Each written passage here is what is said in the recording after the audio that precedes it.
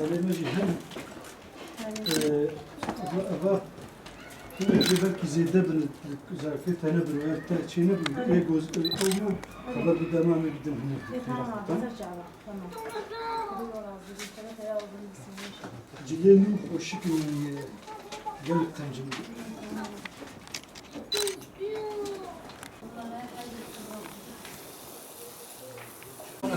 تلفون كلنا فتحت التلفون خراب والله جيتار العمر كرب فيه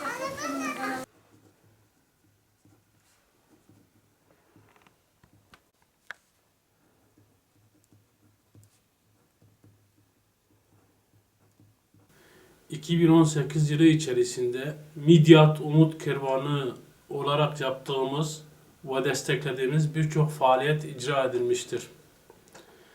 Midyat Umut Kervanı olarak yaptığımız faaliyetleri kısaca özetleyeceğiz. Yıl içerisinde 22 aileye toplamda 6.263 TL değerinde nakdi yardım yapılmıştır.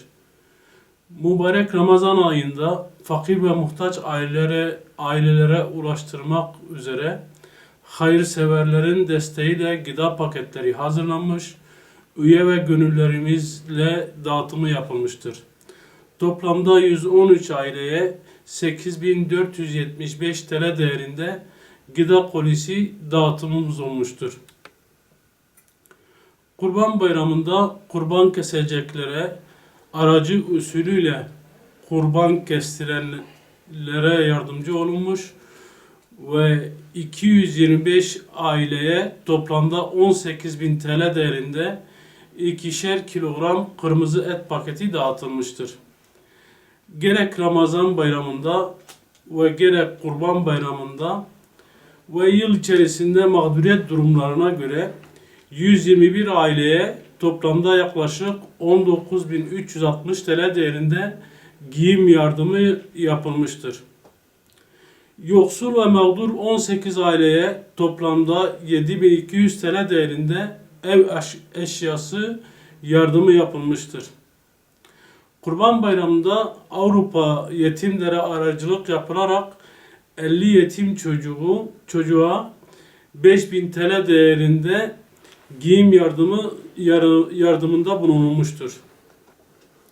Suriye'de mevcut çatışmalı ortamdan kaçıp ülkemize sığınan 20 mülteci aileye toplamda 2.560 TL ayni ve nakdi yardım yapılmıştır.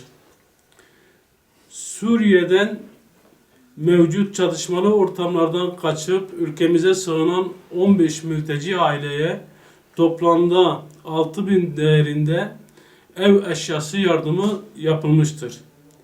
Derneğimizden yardım alabilmek için beklentide olan mağdur, muhtaç ve yetim ailelere yardımda bulunmak amacıyla 26-30 Kasım tarihleri arasında 5 günlük sıcak yemek, süs, ev eşyası, giyim ve benzeri eşyalardan oluşan kermes düzenlenmiştir. Kermesten kazanılan 1500 TL gelir derneğimize kayıtlı fakir, muhtaç ve yetim ailelere dağıtılmıştır. Derneğimizi tanıtmak ve yapılan çalışmalar hakkında bilgiler verip fakir ve muhtaç ve mağdurlara destek olmak için 3 kıtada yayın yapan Rehber TV'de Umut Kervanı programına bir defa katıldık. Yapılan bağışları fakir, muhtaç ve yetimlere dağıttık.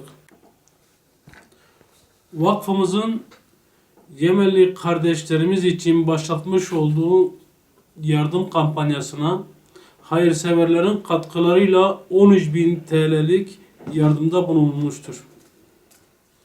Yıl içerisinde Midyat yerel basını, ulusal ajanslar ve hayırsever iş adamlarına ziyaretlerde bulunarak bu vesileyle faaliyetlerimiz hakkında bilgiler aktarılmıştır.